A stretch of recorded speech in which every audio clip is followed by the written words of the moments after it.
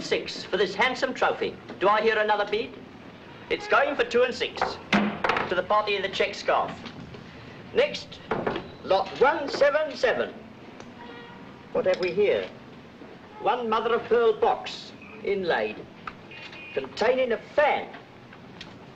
Here's a beauty for you. Regency period, Allinson lace mounted on carved ivory sticks. Absolutely perfect condition. You'd never know that Jerry had dropped his filthy bombs anywhere near it. What am I bid for this veritable treasure? Wallington Limited. There it is, right there. The stamp of one of England's most refined houses of jewels. Think of the noble lady, all done up in her silks and her satins, that must have held this in her delicate hands and waved it at our noble lord. Well, here's her name on it, Margaret. Now, there's a real lady's name for you. Come up, don't be frightened of the aristocracy. Why, this here is more than an object of beauty. It's a genuine necessity. It's what every English home needs this winter. Something to set up a nice cool breeze. 12 shillings, 15, 18. 18 shillings. I'm an auctioneer, not Father Christmas. Who'll give me a proper bid? Young man.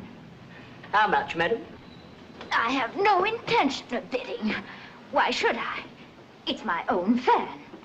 Madam, this here is a piece of unclaimed property, salvaged from Blitz buildings, to be publicly sold. Well, it isn't anymore because I'm claiming it now. You should have thought of that sooner, madam. These lots have been on view for the past month. Oh, come on with it. I made a bid of 18 shillings. All right. 18 shillings from the gentleman with the big heart. Do I hear a pound? Whatever are you talking about? The fan is mine. You really can't stand there selling things that don't belong to you, you know. Madam, how do I know the fan is yours? Well, I told you so. Oh, come off it, madam. I shall be delighted to have it back again. It's been stored at Edwards for years while I've been traveling. That's right, you know. There was a direct hit on Edwards. Oh, come on with it. We haven't got all day. Madam, can you furnish any proof of ownership? Have you got a bill for this fan? Of course not. It was a gift. Well, you'll find me always cheerful and willing to oblige. I'll put the fan aside for a day. If you can bring in someone who knows you and knows that it's yours, you can have it with my blessing. That's quite absurd. Everyone I once knew in London must be dead by now. Sorry, madam, but you must find someone to establish proof. Madam, will you fill in this form, please? That is the law. I'm sure it is. It's quite inconvenient enough to me. Next.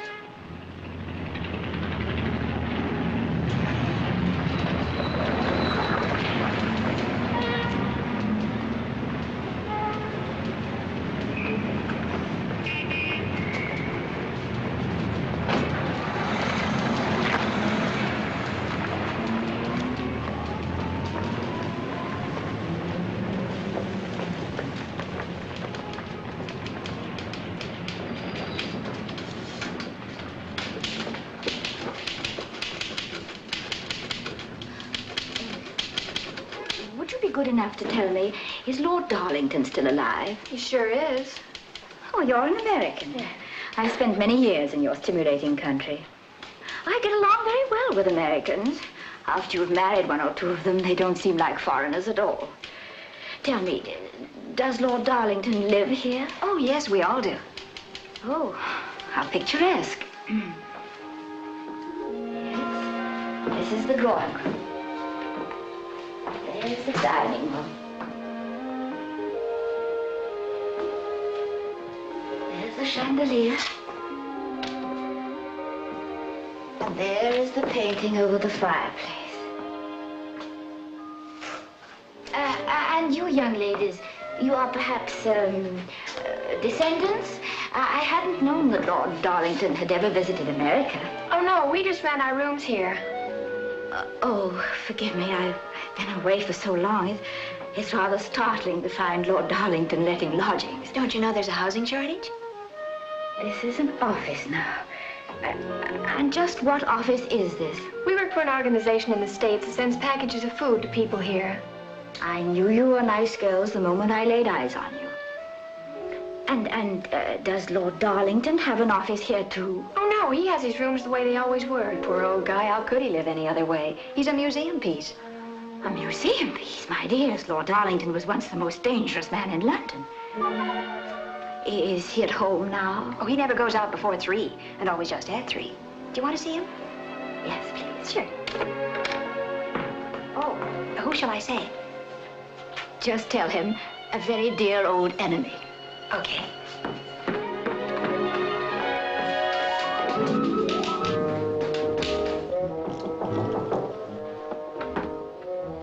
Hi, sweet. Good afternoon, my dear. You're looking like a... No, not at all like a rose. You're looking like an extremely healthy sunflower. You know what? What? There's a lady waiting downstairs to see you. Indeed. What is her name? She just said she was a dear old enemy. It's extraordinary. I didn't know I had any of them left. Hope she doesn't keep me too long. Enemies' conversations are interminable. Friends get it over in a minute. This is the hour for my walk. Here's your little gloves. Here's your little cane. Here's your little hat. My dear sunflower, I believe my accessories are of the normal size. Yeah, you okay now? I'm quite, as you say, okay.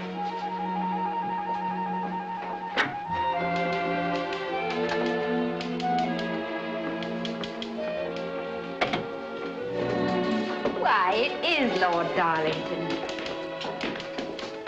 Don't you remember me, Robert?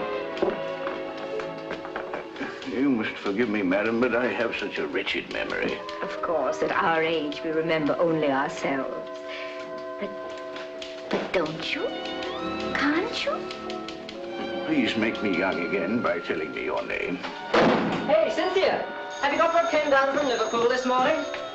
You cannot expect me to refresh my memory in this madhouse, so if you will pardon me.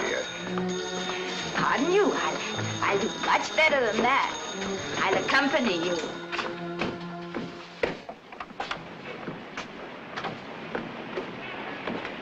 Of course, it was my vanity that made me think you'd recognize me today, when yesterday was so very long ago. Madam, I regret that I'm contributing very little to this situation, and I'm rather pressed for time, so if you'll be good enough to tell me who you are. Oh, come, Robert. Why don't you try and guess? I'm sorry, but I have no fondness for games.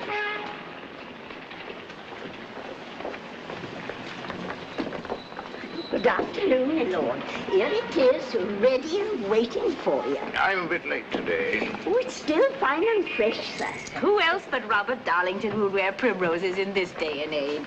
Oh, you're quite perfect. That is perhaps debatable, but I haven't the time to argue it with you. What is it you want of me, madam? A little attention to begin with. You might at least ask me how I am. I never ask people that question. They might tell me. Well, if it hadn't been for the fan, I wouldn't have dreamed of looking you up. But those idiots say that I can't have it unless I bring in someone who knows me and knows about the fan. What idiots? Bring in where? What fan? Why, Lady Windermere's fan. How do you know that name? That's one name you remember, isn't it, Robert? Because you loved her. No man ever loved her as you did, except her husband. I think you've said enough. And assumed entirely too much. You wear them every day, don't you? She was so much like a primrose herself. So fresh, so exquisite, so innocent. Who would have thought that you and I would survive her and him? They went together, he and she, when the first bombs fell. And that was best. One could not live without the other. I saw their graves. There were primroses on hers. Please. You see, I loved her too.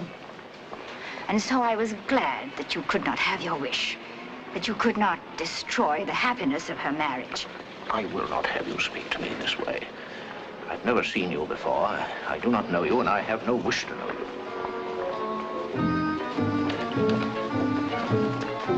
Indeed, you have seen me before. I can show you the place where you first saw me. This shop. Television. This was once Wallington's, the jewelers. It was before the First World War. My dear man, it was before the Boer War. It was on a beautiful spring day, but it was not a very happy day for me. I had no money left, simply no money at all. In my hotel suite, the bills were piled like snowdrifts. I'd known other times like it before, but it's curious how one never gets used to destitution. That day, I'd come to Wallington's to sell my sapphire earrings. Pardon me for a moment, gentlemen. May I fetch someone to serve you, madam? No, thank you. Not yet. I want to look at your charming frivolities. Every thread of the Alençon lace is perfect, and the design is extraordinarily delicate. She must have it, Arthur. Yes, I think she'll be delighted with it. I'm glad you told me about this, Cecil. As the perfect tribute to an enchanting wife and an enchanted husband. Oh, really, Cecil, what a salesman you would have made. Why, really, Cecil, what a salesman you make. If I may say so, Lord Windermere, you're wise to be guided by Mr. Graham.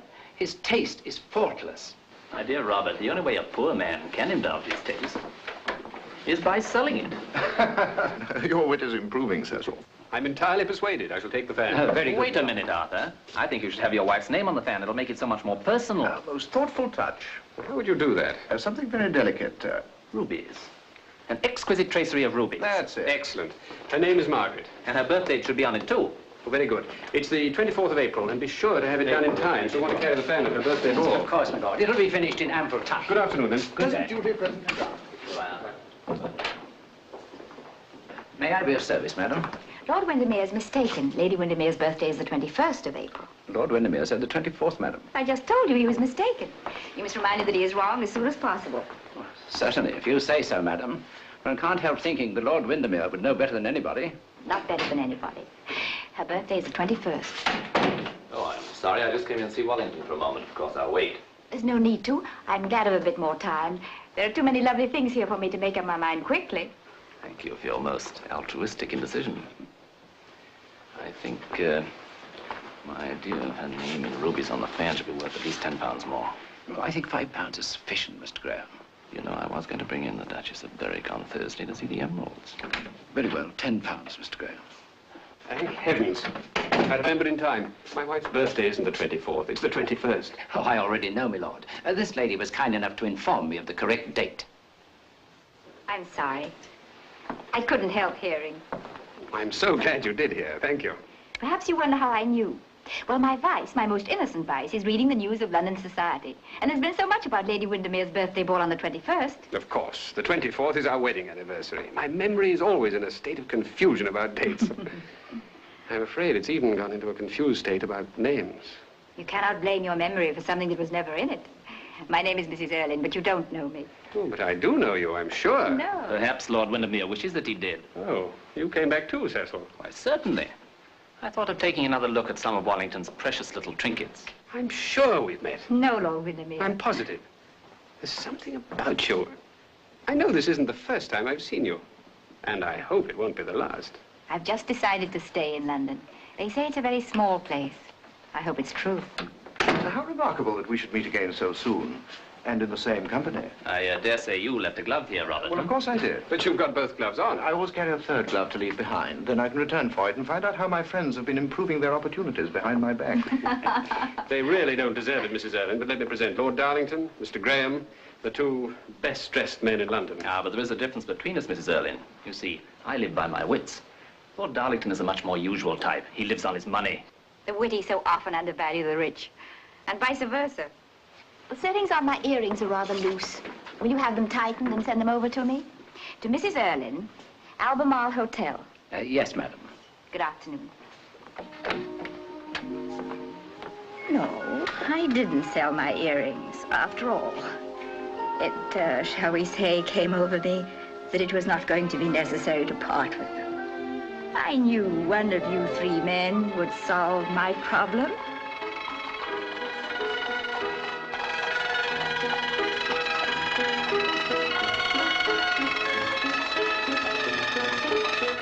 Is her ladyship at home, Dawson? Yes, my lord. The ladyship is in the ballroom. In the ballroom?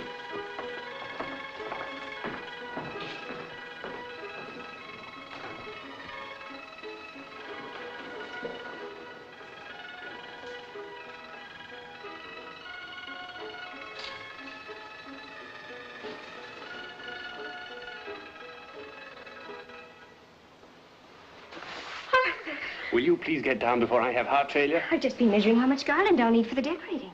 I greatly admire your slender white neck. It would grieve me inexpressibly to see it broken. Darling, I wasn't in the slightest danger. But it is sweet of you to worry just the same. Purely selfish. I'd hate to have anything happen to you. We've been married nearly a year now, and I'm quite hopelessly in the habit of having you for a wife. Margaret, why won't you let people do things for you? Must you do everything yourself? I love it. And what's the hurry with the garlands? There's still 3 weeks before the ball. Oh, I'm so excited. I think I'm going to have the most beautiful birthday. Your birthday's the greatest day in history for me. Thank you so much for having been born. Dawson, Yes, milady? is the tea ready, Dawson? Yes, milady. Will you bring it in? Here's a new offense. You've been addressing these invitations yourself. Margaret, darling, the secretary could have done this. It's my birthday. It's my party. They're my invitations, and I love it this way. Oh, what's Lord Darlington's address? Half Moon Street. What number? Oh, just Half Moon Street will reach him. That will be all, Dawson. Just Londonwood, for that matter. By the way, you didn't show me the announcement of your birthday ball in the Society News. Well, there hasn't been anything about it in the papers. This is to be our own very small party. Are you sure there was nothing? Quite. I hate that sort of thing, don't you? My aunt always said a lady should have her name in the papers only 3 times. When she's born, when she's married, and when she dies. I was particularly careful to avoid any report of our ball. So there was nothing about the ball in the papers. Yes, this was their house.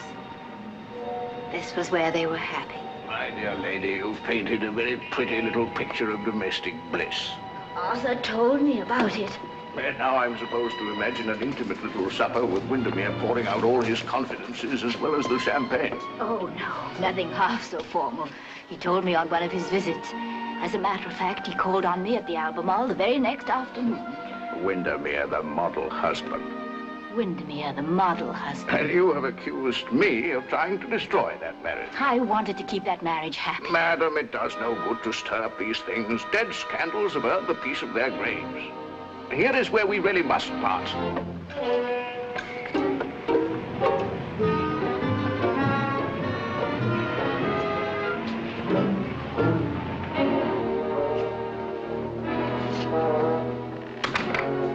Afternoon, my lord. I'm a good 7 minutes late. I was unavoidably detained by an absolutely unforeseen occurrence. You're quite ready for you, my lord. I cannot get used to this strange new world. The streets of London are positively unsafe. In broad daylight, one is badgered by all sorts of insistent females full of memories. One is literally pursued.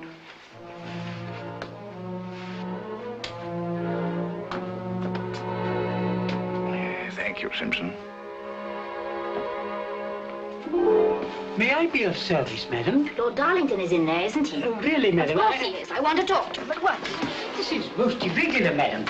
Madam, is there no place sacred? No place whatsoever when I want something, and I want my fan, Robert. I must ask you again. I've already told madam this is utterly unprecedented, my lord. We are very old friends. Come along, Robert. Come and verify my statement, and then I can have my fan back. I can verify nothing for you. But of course you can. When I help you to remember a little more, do smoke. No, thank you. It may clear your memory. No, thank you, madam. Oh, please don't trouble. Let me light it. It's good of you to permit me to smoke here. Will you permit me? Do you enjoy it? Not a bit. But I enjoy the outraged looks on people's faces. Including yours, Lord Windermere. I'm not at all outraged, Mrs. Erlyn. I find your vices most fascinating. For instance, I could find no reference to my wife's birthday in the Society News. I lie so clumsily. I can't imagine you're doing anything anyway but gracefully. You wonder, don't you, how I knew about your wife's birthday? Of course, I came here to ask you. I'm indebted to your curiosity. But you must let me stay clothed in mystery.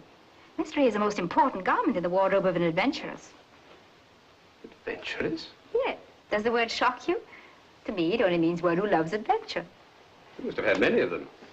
In Paris, Constantinople, Cairo, Shanghai. Oh, yes, there were quite a few. Although they were all of a certain sameness. I'm ready for a different sort. I've decided to try the most challenging of all. The adventure of making a place for myself in London society. A beautiful woman alone, and the odds are against you. Oh, yes. 100 to 1. But they're the kind of odds I prefer, don't you? You appeal to my sporting sense. I know, I meant to. How will you make your start? I thought you'd tell me that. Well, be seen at the opera. Splendid. I'm so fond of the opera. The singing never interferes with the conversation. May I help to see if you get a box for the season? Naturally. And you should go to the races. I'm not so fond of racing. I never gamble, except with my future. Besides, racing is for the many. I want something more difficult. I want to start right in with the favored few. That is decidedly more difficult. Still, it can be done, with your aid, of course. Look, here's the kind of thing I mean. The finals of the Mask and Foil Club on Saturday next at Temple Gardens. Now, the Mask and Foil Club is ideally select. Besides, I love to watch fencing. Are you a contestant? No, I'm the referee. Cecil Graham and Lord Darlington are the finalists. Oh, yes, Mr. Graham told me when he called this morning. If Cecil's that quick at the tournament, Darlington had best look to his laurels. It should be a splendid match. Is Lady Windermere going? Really, Mrs. Erlyn, I'm afraid it's almost impossible for you to go to the fencing. Almost impossible? The tickets are reserved for members. Oh, yes, but surely you could arrange that a, shall we say, friend could come? Well, you see, it's a matter of subscription. It's a very old club, and they're quite strict about these things. In short, you don't think an adventuress would belong there? No, I didn't say any such thing. Yes, you did, dear Lord Windermere. You said it in all sorts of languages. I think I should go now.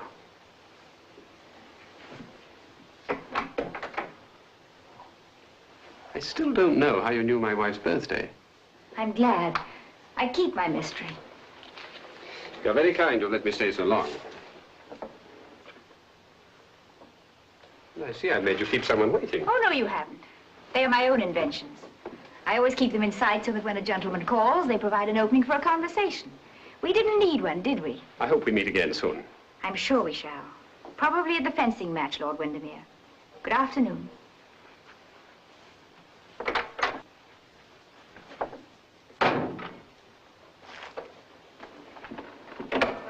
I'm heartbroken to have kept you waiting, but business matters, you know how they are. Or rather, I hope you will never need to know, Lord Adolphus. Augustus, dear lady. Augustus. Augustus Lawton. Oh, yes, of course. Now, how could I have confused it? Well, Augustus has always been one of my favorite names. There's something so regal, so Roman Empire about it. It suits you. You were saying when my matter of business interrupted us? Well, I'm so fortunate in having this letter of introduction to you from Mr. Whistler. Oh, yes, Mr. Whistler. What a dear, disagreeable man. This is the sketch he did for the Lady in Silver, his portrait of me done years ago. Too many years ago. Dear Jimmy. I so wish I could paint. Oh, there are always such quantities of artists. You, I'm sure, have rarer gifts.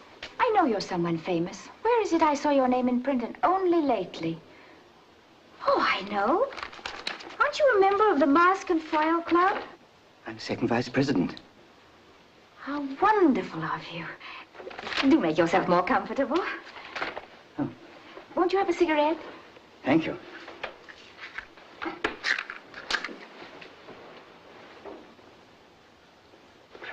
Mr. Whistler's indeed done me a favor in introducing me to you. Oh, no, Lord Augustus. The favor is to me.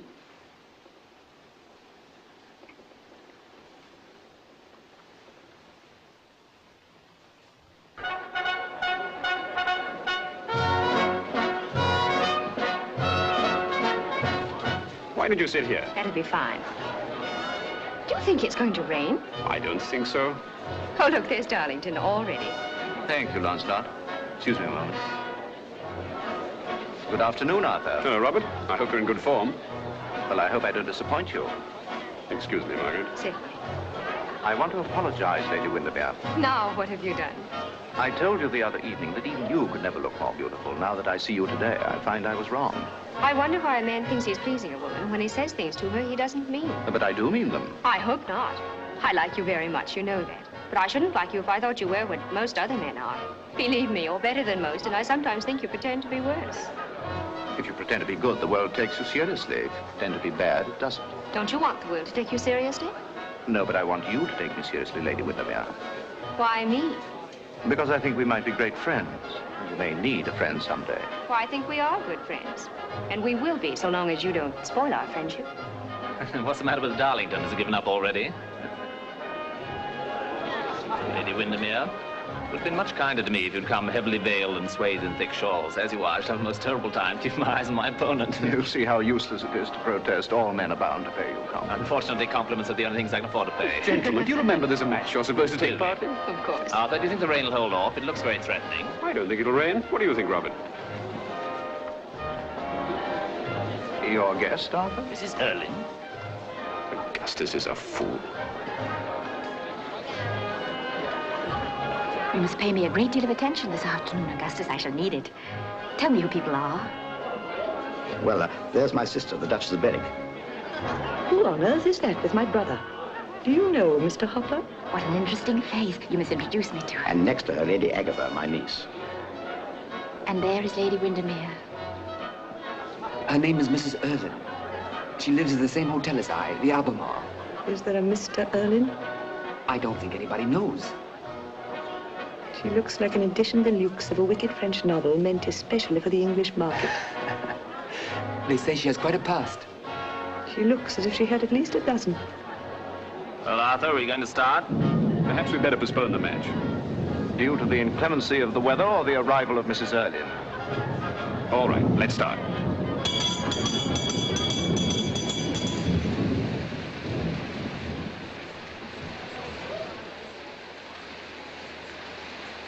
Are you ready?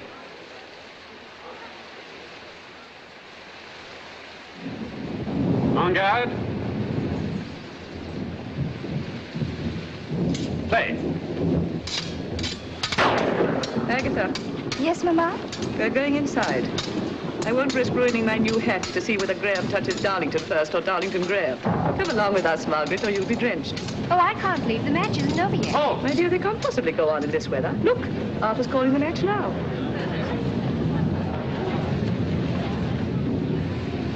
All right, Finch. My dear lady, do hurry to the carriage or your lovely hat will get spoiled, and it'll quite break my heart. Maybe I can heal your heart. I'll allow you to buy me a new hat. Touche, Lord Windermere. The heavens are with you this time. Come, Augustus.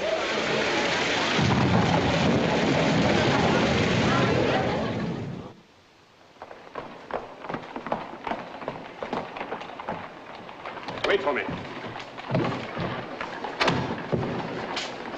Trying to leave that sign where it is.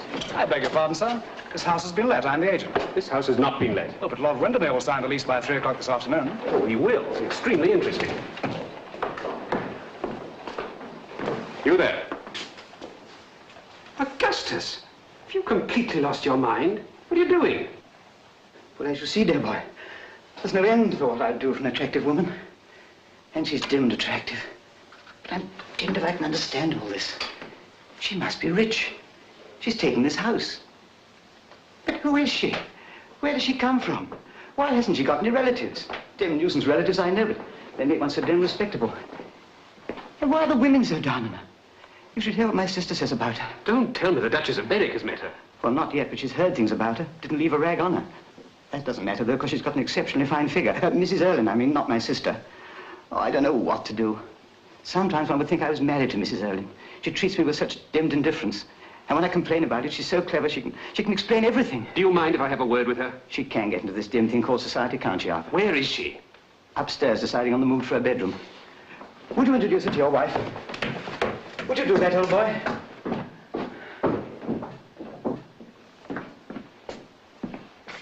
Mrs. Erlin, will you please tell me what this is all about? Brocade, of course, is always handsome, but it rather ages one. I wonder about tartan, billows of tartan. I do love tartan, so fresh and spring-like. Help me decide, Windermere. What do you think? This lease was sent my solicitor for my signature and my check. I am supposed to take this house for a year. With an option for another year. Wasn't it clever of me to think of that? For £350. Guineas, my dear man. And I had to be most pathetic to the agent to get it for so little. It's a charming house, isn't it? Mrs. Erlin, what has made you think that I am going to provide you with a house? Good reasons. I could tell them to you at once, but mystery fascinates you, doesn't it? I have no intention of presenting you with this house or with anything else. Perhaps you haven't at the moment. But in a little while, you'll be absolutely astonished at the change in you. Your self-confidence is entirely misplaced, Mrs. Erlin. Oh, no, it isn't. You will want to give me this house for 2 reasons. First, it will make ideal campaign headquarters for my siege of Lord Augustus. Am I supposed to encourage Lord Augustus to marry you? Oh, dear me, no, I'll do that. It will require only the most primitive technique. All sunshine one day, complete difference the next. And there you are. Or rather, there I'll be. Lady Augustus Lawton. I dare say you'll make him an admirable wife. He will think so. And so probably shall I.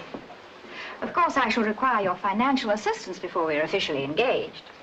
He will propose eventually, but it would hasten things considerably if I could have the added attraction of a dowry.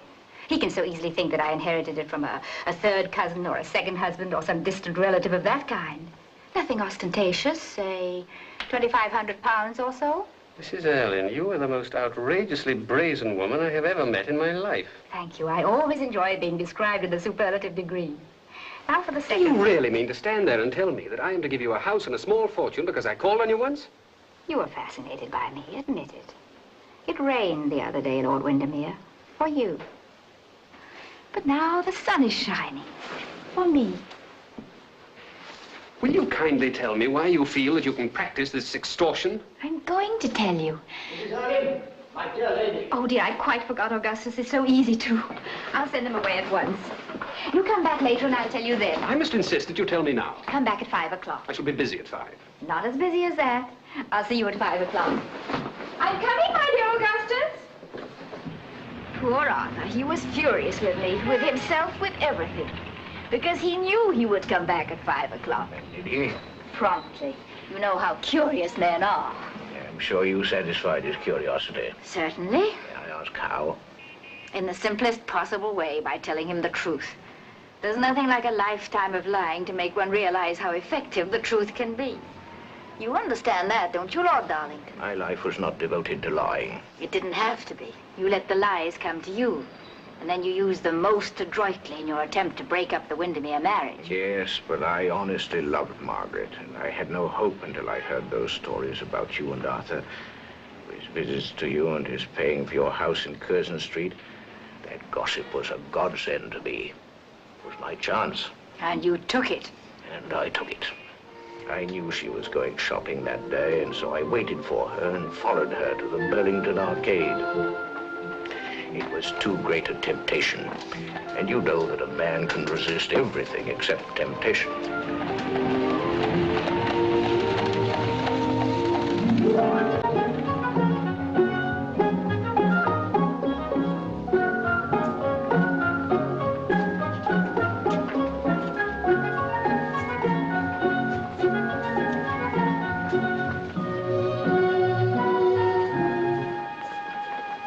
If I had known you were coming this way today, I would have covered the street with flowers for you to walk on. Good morning, Lord Darlington. I've been so busy planning for my dance, I almost forgot to get slippers to dance in. You're always the sweet exception. Other women think first of their costumes and then of the occasion for them. You know a great deal about women. It's rather too bad you've made it your only study. I admit it was a waste of time. I found that out when I began to study you. I'm not sure I like being observed so closely. What will you forbid me next? To look at flowers, to see the sun? What a fascinating Puritan you are. The adjective was quite unnecessary. Perhaps I am rather a Puritan. See, after my mother died, my father's sister took charge of me. She taught me to remember what the world is forgetting. The difference between right and wrong. She allowed no compromise. Nor do I. I wonder if you wouldn't consider a compromise in a case such as I happened to hear of recently. The case of a young married couple. The husband has become involved with a woman of rather doubtful character. So doubtful, in fact, that there is no doubt whatsoever about it. He calls on her constantly, and he's said to be paying her bills. Now, don't you think that in this instance, the wife has a right to seek consolation elsewhere? You mean because the husband is vile, the wife should be vile, too? No, vileness is a terrible word, Lady Windermere. It is a terrible thing, Lord Darlington. Look, Agatha, there's Lady Windermere. My dearest Margaret, how pleased I am to see you. Agatha, tell Lady Windermere how delighted you are to see her. Yes, Mamma. How do you do, Lord Darlington? Do have the good sense to leave us. There are two things a man should never find out about a woman. What she really thinks of him and the size of her shoes. I suppose we shall have the pleasure of seeing you at Lady Windermere's ball. Oh, it's not a ball, it's only a dance. It's small and early. Very small, very early, and very select. Ah, we know that. I don't know what the rest of society is coming to. One meets the most dreadful people everywhere. They certainly come to my parties. Yours is one of the few houses left in London where I can take Agatha and feel perfectly secure. By the way, Margaret, have you sent an invitation to Mr. James Hopper? I don't know Mr. Hopper. He's that Australian everyone's taking so much notice of. His father made a fortune by selling some sort of food in circular tins. Most palatable, I believe. I fancy it's the thing the servants always refuse to eat. Mr. Hopper's quite taken with Agatha, you know. Of course. I'll send him an invitation. I'm so much interested in Australia. Agatha's found it on the map. It must be so pretty with all the little kangaroos flying about. Australia's a very young country, isn't it? Wasn't it made at the same time as the others, Duchess? How clever you are, Margaret. No, Darlington. You mustn't dream of talking to Agatha. You're far too wicked a man. Come now, Duchess. As a wicked man, I'm a complete failure. Everyone says I've never done anything really wrong in my life. Of course, they only say it behind my back. Goodbye, ladies. What does he mean by that? I suppose we shall never find out. Come on, Agatha. Yes, Mamma. Goodbye, Monsieur Philippe. Au revoir, madame. Vous aurez vos chaussures dans 15 jours. Thank you. Bonjour, Madame la Duchesse. Lady Windermere, Lady Agatha. Monsieur Philippe, voilà mes souliers. C'est 3 fois. Margaret, you tell him, dear, he never understands my French. He must come from some little village where they speak a sort of patois. The shoes need stretching. My little toe hurts me, whatever I do with it. Il faut étirer les souliers, Monsieur Philippe. Je comprends très bien. Asseyez-vous, mesdames, s'il vous plaît. Et soyez 5 secondes pour me faire confiance. Je vais apporter une autre paire à Madame la Duchesse, et Madame la Duchesse va être enchantée. Merci. We'll bring you another pair. Yes, dear, I understood that. Et montre-moi aussi des souliers blancs, bordés avec des perles. C'est exactement ce que vous désirez. Alphonse? Agatha, darling. Yes, Mama? See those shiny buckles over there? Aren't they charming? Yes, Mama. Go over and look at them more closely. Yes, Mama. Dear girl, she's so fond of shiny things. Such a pure taste. I do so admire you, dear Margaret. You're being so brave about this. Brave about what, Duchess? And wise. But the best thing you can do is to take him to Aix-les-Bains, Vichy, for the waters. Take whom? Arthur, of course. Then you can keep him under your eye all day long. I assure you, my dear, that on several occasions, I had to pretend to be very ill, and I was obliged to drink the most unpleasant mineral waters, just to get my husband out of town. He was so strongly susceptible. Though I'm bound to admit he never gave away any large sums of money to anybody. He was far too high-principled for that. My dear Duchess, won't you tell me what you were talking about? Vous savez, Miss Modèle, Madame. Oh, très joli. Je vais l'essayer. My husband and I, believe it or not, married for love, just like you and Arthur. We all begin like that. And before the year was out, he was running after all kinds of petticoats. Every color, every shape, every material. Please, Duchess, what is all this about? My dear, these wicked women get our husbands away from us, but they always come back. A trifle damaged, of course, but they come back. What pretty slippers. Do you mean wicked women in general, or some particular wicked woman? I mean Mrs. Erlyn, naturally. Mrs. Erlyn? Never heard of her. What's she to do with Arthur? And the dreadful thing is that everyone looked on Windermere as such a model husband. Please, Duchess, is it necessary to discuss this in front of... He can't understand a word I say. I can't either. That woman has actually taken a house in Curzon Street, and they say that Arthur goes there 4 or 5 times a week. She must have got a great deal of money out of somebody. But it seems she arrived in London only a few weeks ago without anything to speak of. And now she has this charming house, drives a pony in the park every afternoon, and... well, all this since she has known poor dear Windermere. But her house and her horses can't be due to Arthur. Margaret, dear, tell him I'll take these shoes and I'll take them with me. Madame la Duchesse va prendre ses souliers avec elle. Bien, madame. Et envoyer les autres. Well, somebody's giving her money and it isn't Augustus. He's head over heels about it, of course, exactly what one would expect of him. But he's given her nothing. I know because I examine his checkbook every night. You look in your brother's checkbook without his knowledge. Of course I do. Agatha. Yes, Mama. Well, get the shoes, dear. Yes, Mama. You're not going to cry, are you, Margaret? You needn't be afraid, Duchess. I don't believe a word of this gossip, and besides, I never cry. Quite right, my dear. Crying's the refuge of plain women, but it's the ruin of pretty ones. Au revoir. À bientôt, mesdames, j'espère.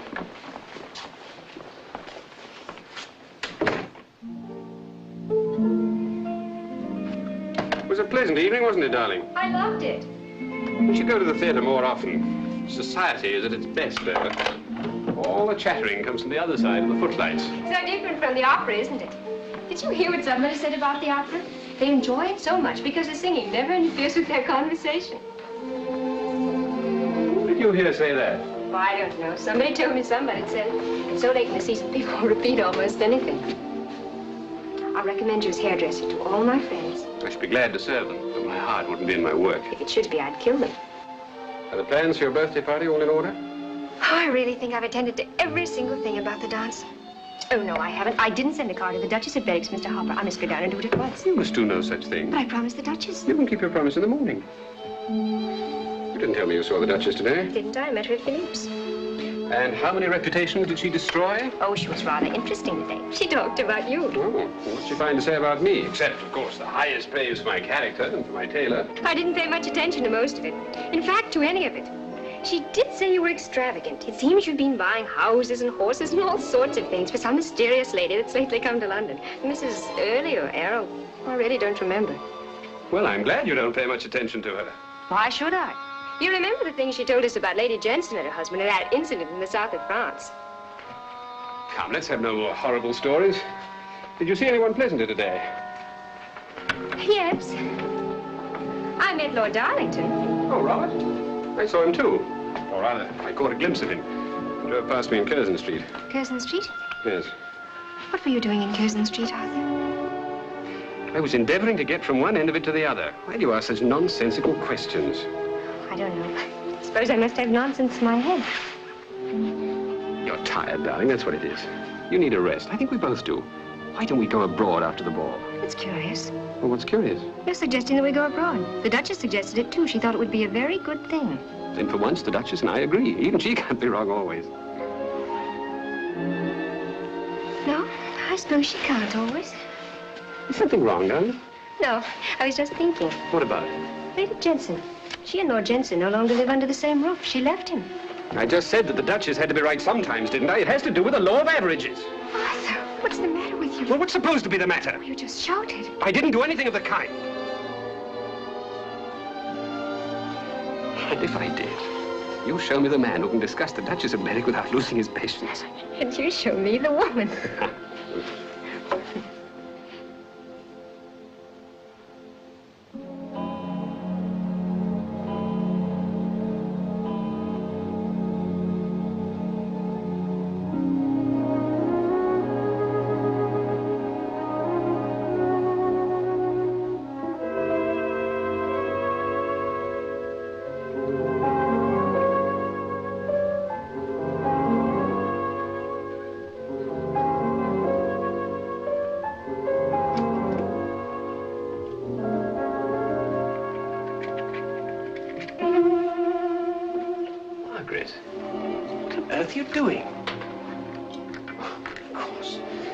Wait to see what your birthday present was, could you? You know what happens to little girls who can't wait until Christmas morning to steal a look at their gifts, don't you? Don't look so frightened, darling. I'd love to give it to you now. You needn't wait a moment longer. Happy birthday, Lady Windermere. It's lovely. It's enchanting. You're an angel, Arthur. You're my good angel. You've kept me from doing something I should have been very much ashamed of. Now, what could you ever do to be ashamed of? Couldn't sleep. My mind kept going round and round about the Duchess and Lady Jensen and houses and horses and mysterious women and about how the Duchess was right sometimes. And then when you said you'd been in Curzon Street, I kept thinking and suddenly I just had to know. It wasn't about the birthday present. It was because I was going to. Going to what? Because I was going to look at your checkbook. Margaret, that isn't like you. I know. Wasn't I an idiot? All this fuss and worry when all I needed to do was to ask you. Darling, you're so tired. You must go to sleep. Because you would have told me, wouldn't you, Arthur? It's nearly morning. You must come to bed. Wouldn't you? Oh, please, Margaret, it's so late. Arthur, tell me now that it isn't true. Will you stop this foolishness? Have you been paying money to this woman?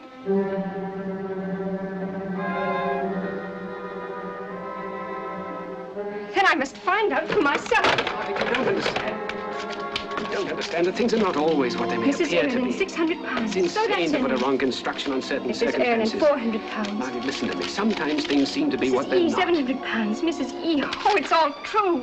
Margaret, I only ask you to trust me. Trust you after what I've just seen, after the money you've given and given and given to this trollop. You mustn't say such things about Why mustn't I? Because they're wrong. As long as I've known Mrs. Erlin, her conduct has been beyond criticism. Perhaps it's true that many years ago... Please spare me the story of her life. Listen to me. Mrs. Erlin lost everything. Threw it away, if you like. All she wants is a chance to get her life back again, to have a new start. That's all she wants from me or from anyone else. I've done nothing wrong. I've tried to help this woman. So I can see from your checkbook. Margaret, believe me, I've done nothing to hurt our love. You have. You thought because I had no father or mother that you could humiliate me and degrade me. I could do nothing about it. It drives me mad when I think of you and that woman, congratulating each other on my ignorance, laughing and smirking together. I trust in you. Oh, I wish to heaven I could find a way to hurt you and hurt her as you two have hurt me. And I will find it. I will. You'll see that I will.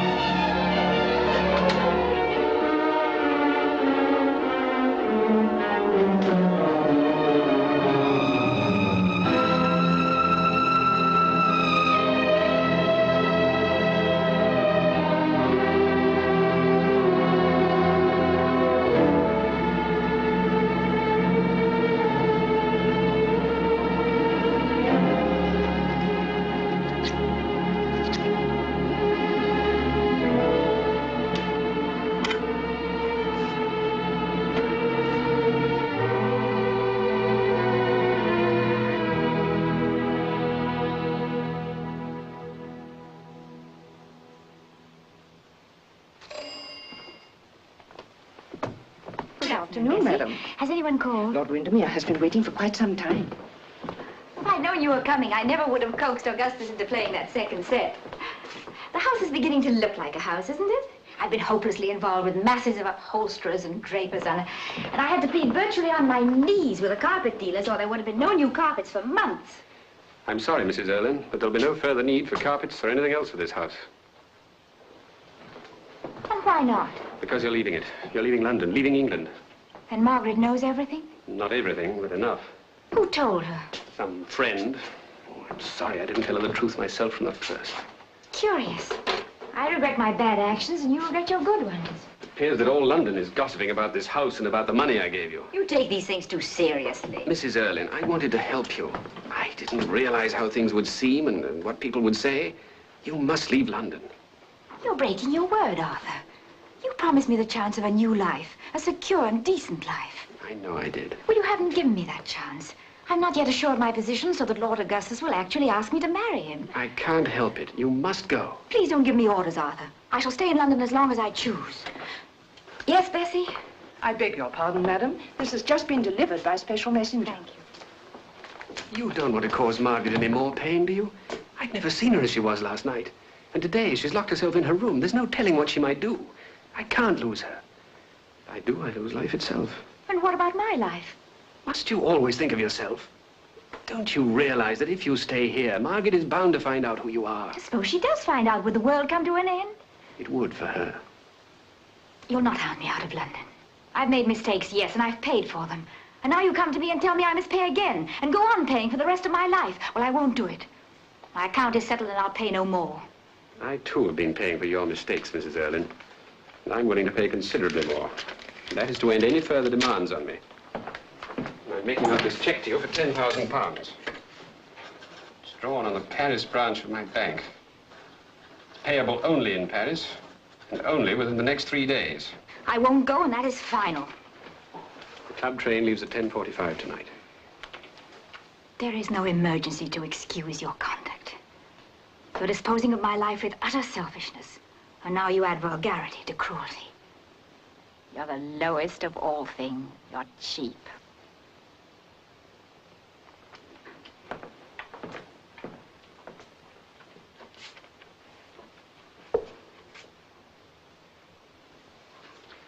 I'm leaving the check on the mantelpiece, Mrs. Erlin. Good afternoon.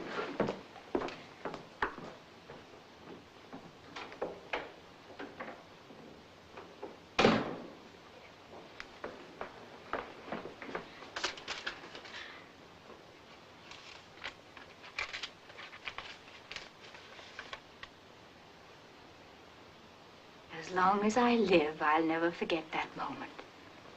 There was a check for £10,000 from Lord Windermere to be rid of me. And there was an invitation to her birthday ball from Lady Windermere. It was the most precious invitation I ever received. The most precious invitation from his wife? From my daughter. Margaret, your daughter? I didn't know. I never knew. Of course you didn't. It was my career to keep everybody from knowing it. How could I have acknowledged a grown-up daughter? I never admitted I was more than 29, 30 at the most. 29 when they were pink shades, and 30 when they were not. But why did you become separated from your husband and your child? Why does any woman leave her husband and her child? For another man. Who in turn abandoned me. I'm sorry. Arthur was the only one who ever knew my secret. More than anything in the world, he wanted to spare Margaret the humiliation of knowing that her mother was a woman whose name was a scandal in every country in Europe. He was right to shield her. I realize that now more clearly than ever. That night, I went to her birthday ball. I forget why. Perhaps I wanted to defy my son-in-law. Perhaps I longed to see my daughter. Anyway, I went to the ball. Mrs. Erlin. Yes, ma'am.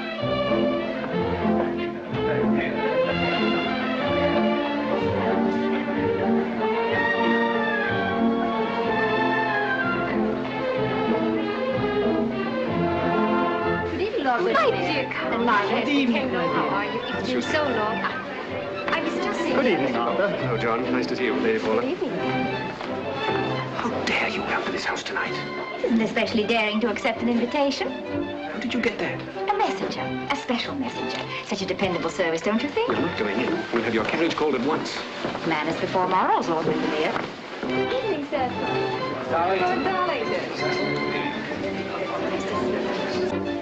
Good evening, Lady Windermere. I am Mrs. Erlyn. It was so charming of you to invite me. You must have known how delighted I'd be to come and meet you on your birthday. Good evening, Mrs. Erlyn. Your house is enchanting. I'm sure you chose the decorations yourself. One can always tell such things. And your fan, what a lovely thing. A birthday present? Yes, from my husband. What exquisite taste your husband has. I congratulate you, Lord Windermere. And with all my heart, I congratulate you, Lady Windermere. Many, many happy returns of this day. Thank you. Excuse me. Lord Augustus, you've quite neglected me lately. I haven't seen you since this afternoon. Oh, I'd no idea you were coming, dear lady.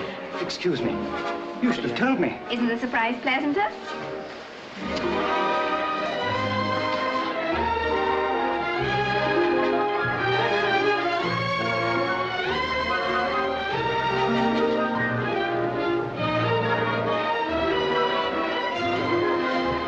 My word, I had nothing to do with this, Margaret. I've no idea how she got the invitation. I sent it to her. Arthur, may I have this dance with your wife, or are all her dances reserved for you? I should be delighted, Lord Darlington. I thought I knew Arthur well, but apparently I don't. Very shrewd of him to invite her. Nothing looks so much like innocence as an indiscretion. I invited Mrs. Erlyn. You did? Why? I don't know. That was because I was hurt and angry. I wanted to show him. I wanted to show them all. I was going to make an example of her. I was going to insult her. Well, why didn't you? I couldn't. She's so different from what I thought she'd be. When she stood there, I could do nothing at all. It takes a thoroughly good woman to do a thoroughly stupid thing. You played right into her hands. You helped her to a cheap triumph. Robert, please take me out of the balcony. It's so bright and loud in here.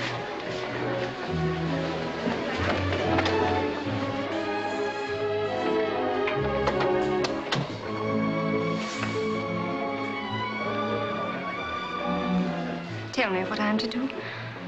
You said one day I'd need a friend. I didn't dream it would be so soon. But I need one now. Will you be my friend? No, Margaret, I cannot be your friend any longer. Between you and me, there is no friendship possible. There is passion, enmity, worship, love, but no friendship. I love you. Please, Robert, don't. I've loved you from the first moment I saw you. And now's the time to tell you I want to take you away. I want you to leave this house tonight. I offer you my life, Margaret, my whole life. Do what you want with it, but please, please take it. I can't. I'm afraid. I'm a coward. You mustn't be. You must be brave, but this will take courage. I wish I could lie to you. I wish I could tell you that the world doesn't matter, but it does. The world and what it will say matter far too much. There'll be a time of pain, disgrace even, but remember that I'll be there beside you. And when it's all over, when you no longer have his name, but mine, the world that is so quick to turn will turn back again to respect you. You said you make no compromises. Make none now. Be yourself. Not now. I can't answer you now. I offer you my love and my life. I offer you more than that. I offer you your pride, your self-respect, your honor. Leave this house with your head high. Leave all that is ugly and tarnished and corrupt forever. But suppose Arthur... Yes. Suppose Arthur what? Suppose Arthur came back to you. Is that what you're thinking? If he did, you'd take him, wouldn't you? Poor Margaret. In a week, you will be driving with this woman in the park. She'll be constantly in your house. She'll become your closest friend. You're right, my dear. You have no courage. Please, give me time to think. No. Our moment came. You refused it. Now it is gone. Our lives touched. They'll never touch again. I'm leaving England tomorrow. Goodbye, Margaret.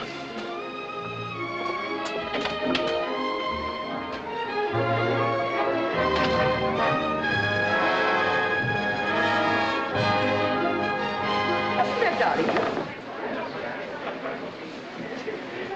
Oh, Arabella, allow me to introduce Mrs. Erlin. Good evening, Duchess. I think next to your brother, I'm your most fervent admirer. He talks about you so often, and everybody knows what a brilliant talker he is. Everyone knows where he gets it from, of course. It runs in the family. As a matter of fact, the last time I was in Monte Carlo, they were all quoting your absolutely deathless remarks. Were they really in Monte Carlo? You must tell me. Agatha? Yes, Mamma? Have you kept the last 3 dances for Mr. Hopper? Yes, Mamma. Could I possibly have this dance too, Lady Agatha? I doubt that she has one left, but we can ask her. Have you this dance left, Agatha? Yes, Mamma. You're indeed in luck, Mr. Hopper. Take care of my little chatterbox, won't you? What charming things you say, Mrs. Erlin. Tell me more about what they were saying in Monte Carlo. Isn't this our dance, dear lady? Oh, I wish it were, Augustus, but our host insists on dancing with me. Duchess? Don't look so dismal, Arthur. Everything's going beautifully.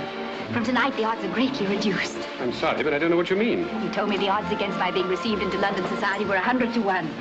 Tonight, I've been received by your wife. My position is secure, and Lord Augustus is ripe for the plucking.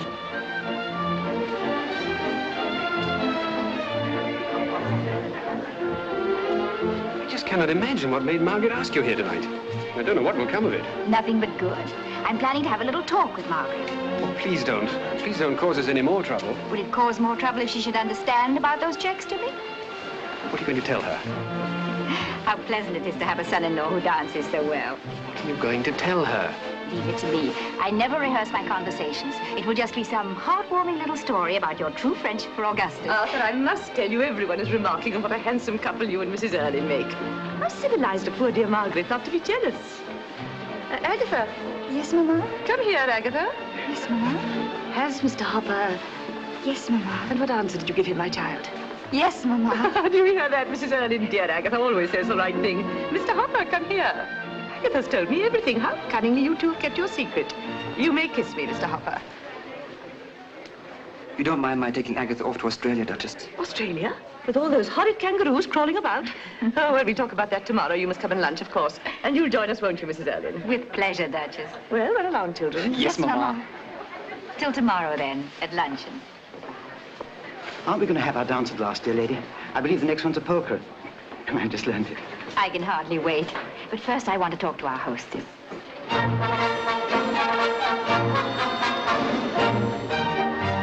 Oh, Mr. Graham, have you seen Lady Windermere? Look for Lord Darlington if you wish to find Lady Windermere. And look for Lady Windermere if you wish to find Lord Darlington. So much information based on so little evidence is always the mark of a spiteful mind. You should be more careful, Mr. Graham.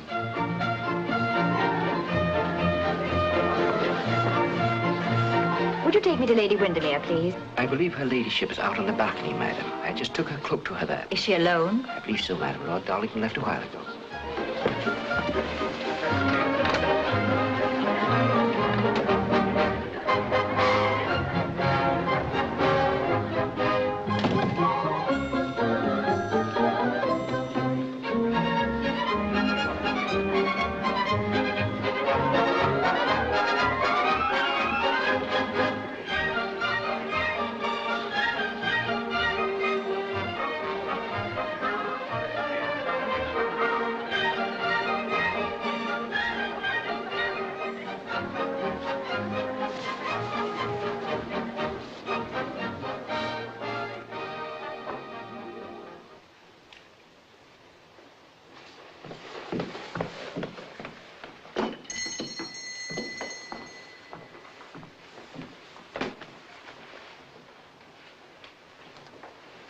Yes, madam? Are you quite sure you don't know where Lord Darlington is? He attended Lady Windermere's ball tonight. Oh, I know that. Would he have gone to his club, perhaps? I couldn't say, madam. Will you go to the club and see if he's there, please? It's most important. Take a cab. Very well, madam. Oh, there he is now. I'm afraid not. His lordship always uses his latch key. I'm sorry, Lord Darlington is not at home. Good. Please do what I told you. Wait, where are you going? To get a cab and see if his lordship is at the club. That will not be necessary. But get the cab and wait in it at the corner, please. Very good, madam. I'm so glad I found you. What do you mean by interfering? Lady Windermere, you must leave here. You mustn't make this terrible mistake. How do you know what I'm going to do? Oh, I know these things. I know them too well. Did Arthur send you? Is he afraid of the scandal? No, he doesn't know you're here. I told him that you'd gone to your room with a headache. Go back to your husband. Don't throw away his love. The day may come when you will starve for love. You go back to my husband. He's yours. I must say, after seeing you tonight, I understand him only too well. You're quite irresistible, Mrs. Erlin. Please go back home. I shall stay here with the man who has offered me his life. Oh, yes. He offers you his life, and then he takes yours and destroys it. Oh, I've learned that. I've learned that too well. Listen to me. We do silly things when we are hurt. Don't spoil your beautiful young life on my account. Your husband loves you, and in your heart you know it. What do you know about hearts? Women like you have no hearts. They're bought and sold. Perhaps. But can you imagine yourself trying to live by your wits? Trying to fight against a world that wants none of you, that will allow you no place in it? Think of yourself if you can, despised and ignored by every woman. Think of the men who look at you, guessing about you, making bets about you. Don't worry, Mrs. Erlin. That won't happen to me. I thought that too, but it could happen to you, just as it happened to me.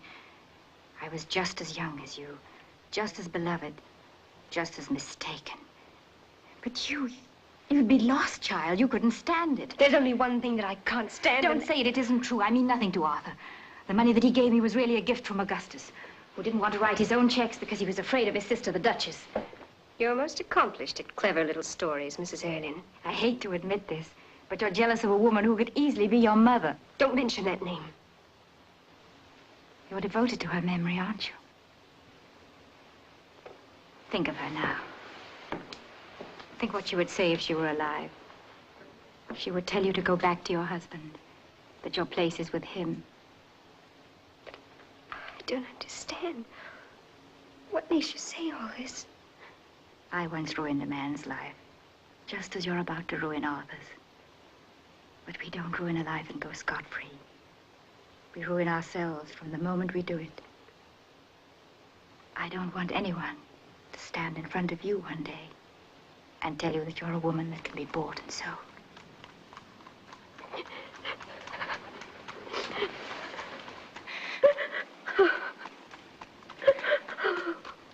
Come, I'll take you home.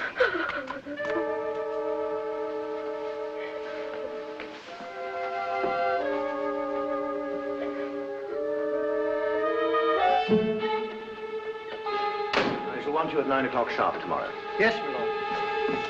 Come, quick. My cloak.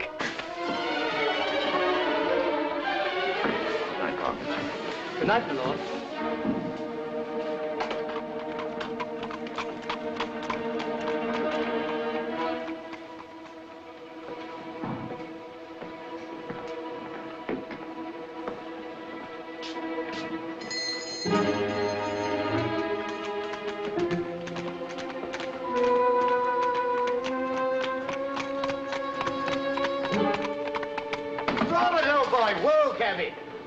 Augustus, what are you up to? Come on to the club for a drink. I just came from there. It's closed. Closed at 2? Well, that's ridiculous. Let's all go to the Cafe Royal. Well, in my opinion, we all ought to go home and have a good night's sleep. A very good idea. You may well talk, a married man. Nonsense, Arthur. You're coming along with that poor bachelors. How about having a drink with you, Darlington? Of course, come in. Let's go out through the back door. Find your party there now. Quite an exception. I seem to be so bored of those things.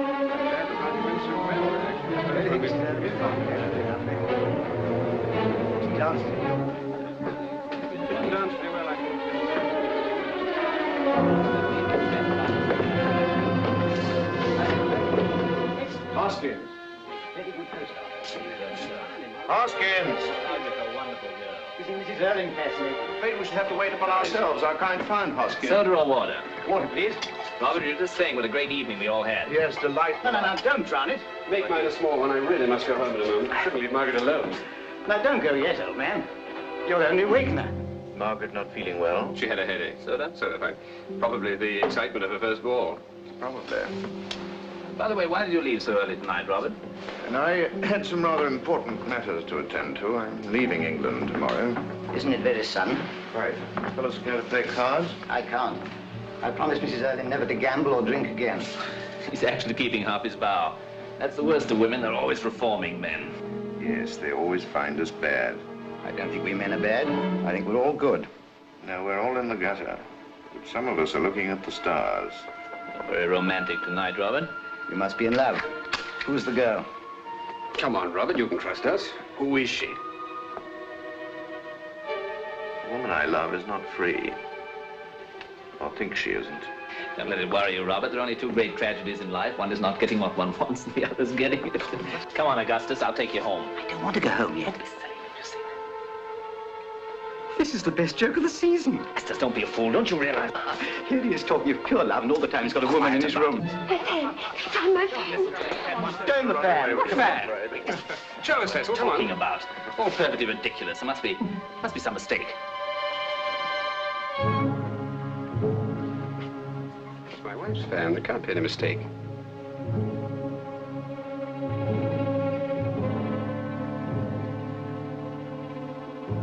Arthur, I assure you I have no idea how that fan got here. Well, that's no explanation. You must know. I'm sorry, but I don't. And you certainly won't object to my searching your rooms. I'm afraid I must object. You cannot search my room, Arthur. You filthy swine! Here. Take my fan and leave the rest to me. Don't lose your head, Arthur. Let go! I'm going up these stairs! Get out of the way! Arthur, will you let go? I'm not leaving here by check me your lead. Go! I'm so sorry. I think I left my fan here. Oh, there it is. No, this isn't mine. Well, isn't that stupid of me? This is Lady Windermere's fan. I must have mistaken it for my own when I was leaving the ball. I'm so sorry. Will you please return this to your wife, Lord Windermere? And perhaps you'd be good enough to send mine to my house before tomorrow night, when I expect to be leaving for Paris. Oh, could your man escort me home, Robert? Why, yes, of course. And Augustus, would you tell your sister, the Duchess, that I shall be unable to lunch with her tomorrow? Thank you.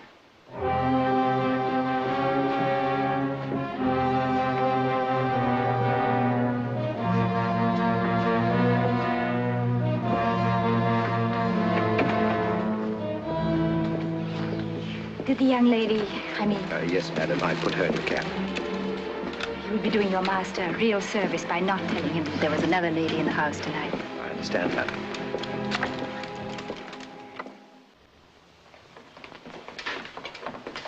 Good morning, Dawson. Good morning, my lord. I had no idea your lordship was up. I slept in the study. Have any of you found a fan? Someone left it here last night. A fan? I don't think so, my lord. At least not yet. Several of the ladies left Vladimir gloves and handkerchiefs, and Her Grace the Duchess of Berwick left a galosh. But I have seen no fan. I will inquire the others. Well, tell them to try and keep quiet. I don't want her ladyship to be disturbed. Her ladyship left the house half an hour ago, my lord. Did she say where she was going? No, my lord. Very well. Try and find the fan, of course. Rosalie, did her ladyship say where she was going? I believe she was going to deliver a package. What package? It was a fan, my lord. Her ladyship had me put it in a small box for her. Thank you, Rosalie.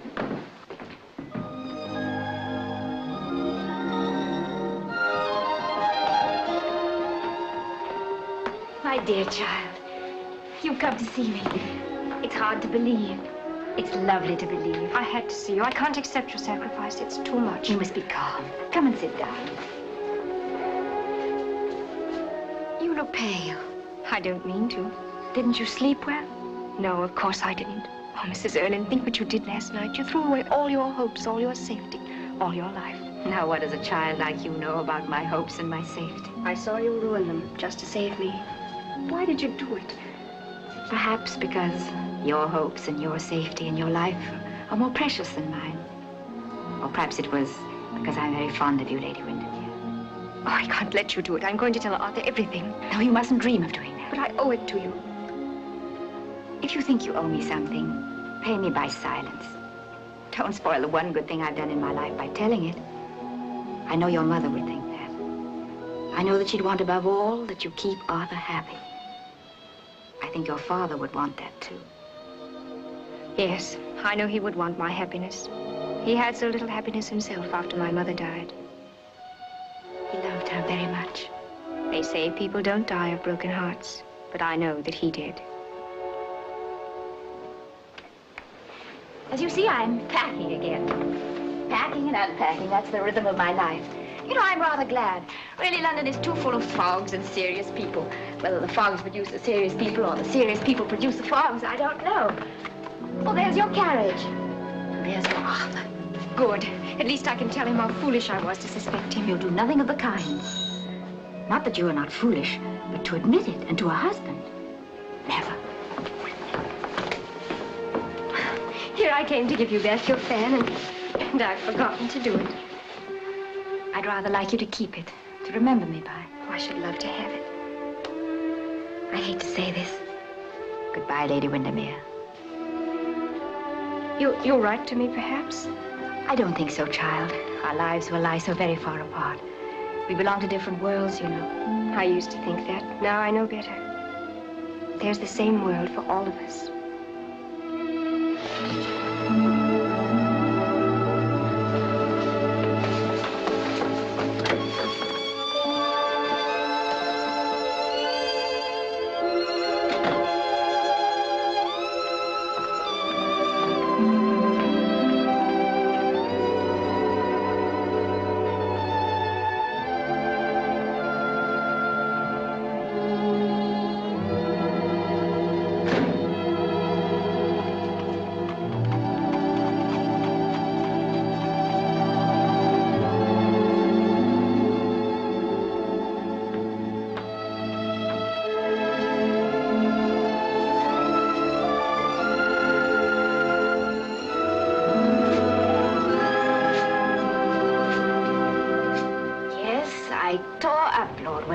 Check. Perhaps I shouldn't have, but it gave me so much pleasure to do it that I've never regretted it. Oh, I've needed the money 1,000 times, but I've learned 1,000 times that money isn't very much. Yes, if it could buy back your 20s, or your 30s, or your 40s, even your 60s. Now, how did we come to talk about all this? The fan. You know, the fan you found at the auction. Oh, yes, and I was so proud of my memory. Now I've gone and forgotten what happened just this morning. You know, I've always wondered why you were in my house that night. In fact, sometimes I've almost thought that... You thought I came to see you? Oh, what indestructible vanity. No, my dear. Every other woman in London, I don't doubt. But not me.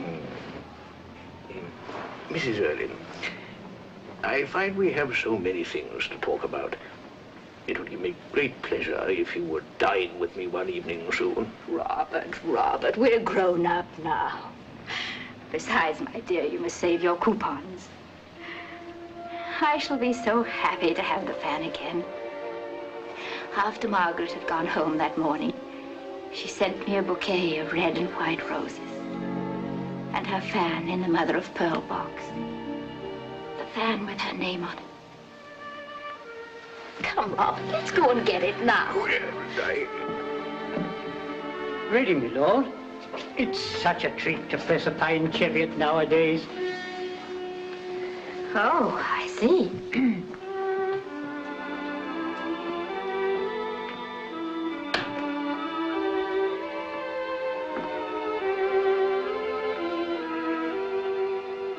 Thank you, Simpson. How easy life is for men. Freshly pressed fruit and they're young again.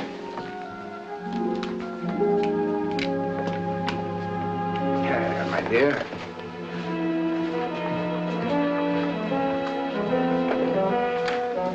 Good day, Simpson. Good day, my lord.